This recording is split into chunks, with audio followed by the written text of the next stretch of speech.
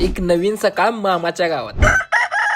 मामाच्या गावाची ओढ कणी लहानपणी जास्त असत्या. जसं जसं मोठं होईल तसं मग एका महिन्याची सुट्टी 4 दिवसावर येत्या. आता तुम्हीच सांगा, अजून पण सुट्टीत मामाच्या गावाला जाताय तर किती दिवस राहताय? पण आजचा टॉपिक हा नाही. सकाळी एकत्र फराळ करत असताना आम्ही बिर्याणीची कल्पना मांडली, पण देवाधर्माचा वार असल्यामुळे बिर्याणीची पावभाजी झाली. चला मग पावभाजी तर पावभाजी. सामानाची लिस्ट काढली आणि लगेच बाजारांना निघालो. मायनीत कनी स्टँडच्या माग बाजार भरतोय. मग बटाटा, टोमॅटो, फ्लावर, ढबू मिरची असं बरंच सामान गोळा केलं आणि घरला निघालो. घरात येऊन बघितलं तर इंनी यांचाच बाजार मांडलेला.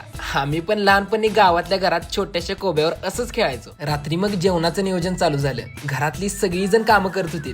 जवळजवळ 40 ते 50 माणसांनी घर आनंदानं भरलेलं. ते साऊथच्या पिक्चर मध्ये असते बघा, पुरा परिवार एक साथ. आम्ही पण चूल मांडली आणि कापलेलं सगळं पातेल्यात घातलं. पावसानं थोडा घोळ केला, पण तोपर्यंत आम्ही संग्रामचा बर्थडे सेलिब्रेट केला. खरंच सगळे एकत्र असताना बर्थडे असला का नाही भारीच वाटते. शेवटी घरच्या सुगरणींनी भाजी तयार केली आणि बारक्या पोरांची पहिली पंगत बसली. मग आम्ही पण जीवन घेतलं आमच्या सपोर्ट सिस्टीम आणि पंक्तीत शेवट पण कामात पुढं आमचं महिला मंडळ. चला उद्या शेवटचा एपिसोड मिस करू नका. व्हिडिओला लाईक करा आणि तुमच्या भावाला फॉलो करून घ्या. आत्ता काय निवांतच.